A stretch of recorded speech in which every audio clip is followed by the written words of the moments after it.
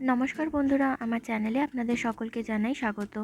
বিয়ের অনুষ্ঠানে চানা মশলা ফেমাস একটা ডিশ। এই চানা মশলা একদম সিম্পল ওয়েতে বাড়িতে কিভাবে করবেন সেটাই আজকে শেয়ার করব। তাহলে চলুন শুরু করা যাক আজকের রেসিপিটি। চানা মশলা বানানোর জন্য এখানে আমি 500 গ্রাম কাবলি ছোলাকে ভালোভাবে ধুয়ে ওভারনাইট ভিজিয়ে রেখেছিলাম। ছোলাটা এবার আমি একটা প্রেসার কুকারে নিয়ে নেব। এবার এর মধ্যে দেব হাফ চা চামচ হলুদ গুঁড়ো আর পরিমাণ মতো লবণ।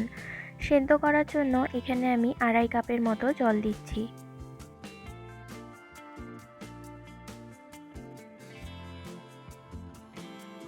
এবার সবটা ভালোভাবে মিশিয়ে নিয়ে 4 থেকে 5টা সিটি দিয়ে সেদ্ধ করে নেব। 4টে সিটি দেওয়ার পর আমি একবার খুলে দেখে নিচ্ছি ছোলাটা কতটা সেদ্ধ হয়েছে।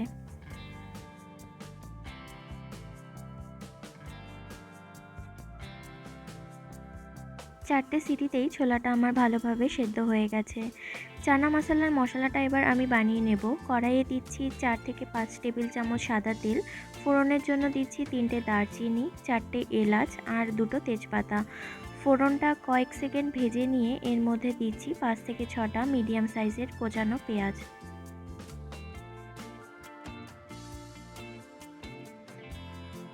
গ্যাসের আঁচ মিডিয়াম টু হাইতে রেখে পেঁয়াজটা লালচে করে ভেজে নেব। পেঁয়াজটা হালকা লালচে করে ভাজা হয়ে গেছে। এবার এর মধ্যে দিচ্ছি 2 চামচ আদা রসুন বাটা।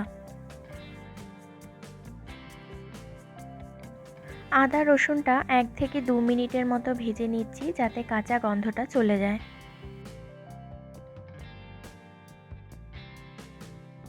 এবার এর মধ্যে দিচ্ছি টমেটো পিউরি।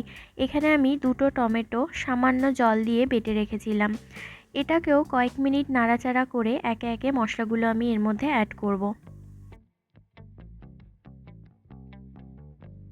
প্রথমে দিচ্ছি 1 চামচ হলুদ গুঁড়ো, 1 চামচ লঙ্কা গুঁড়ো, জিরে গুঁড়ো দিচ্ছি 1.5 চামচ, 1 চামচ দিচ্ছি ধনে গুঁড়ো আর দিচ্ছি পরিমাণ মতো লবণ। আলাদা করে এর মধ্যে কোনো জল অ্যাড করব না। এভাবেই মিডিয়াম আঁচে তেল ছাড়া না পর্যন্ত মশলাটা আমি কষিয়ে নেব।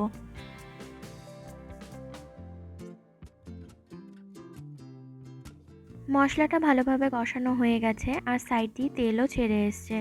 এবার এর মধ্যে দিচ্ছি 2 চামচ রেডিমেড চানা মশলা। যে কোনো মুদিখানার দোকানেই আপনারা এটা পেয়ে যাবেন।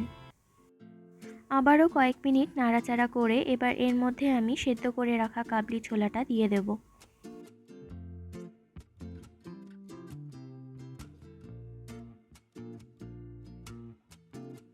2 থেকে 3 মিনিট খুব ভালোভাবে ছোলাটা কষিয়ে নিতে হবে।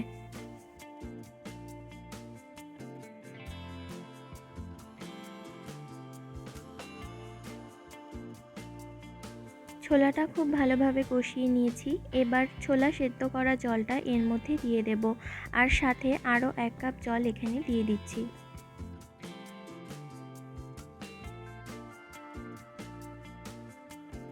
চানা মশলার গ্রেভি খুব একটা পাতলা হয় না, তাই খুব বেশি জল এখানে আমি দিইনি। জলটা ফুটে আসলে ঠিক এরকম থিকনেস রেখেই আমি নামিয়ে নেব।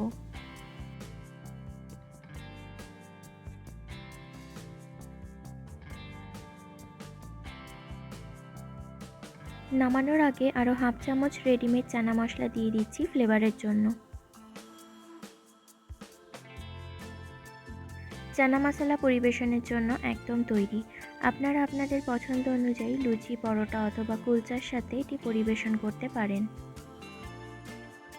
আমার আজকের রেসিপিটি আপনাদের কেমন লাগলো কমেন্ট করে জানাবেন। ভালো লাগলে লাইক ও শেয়ার করতে ভুলবেন না। আপনারা আর কী ধরনের রান্না দেখতে চান কমেন্টের মাধ্যমে আমাকে জানাতে পারেন। রেসিপিগুলো ভালো লাগলে আমার চ্যানেলটি সাবস্ক্রাইব করার অনুরোধ রইল। ধন্যবাদ।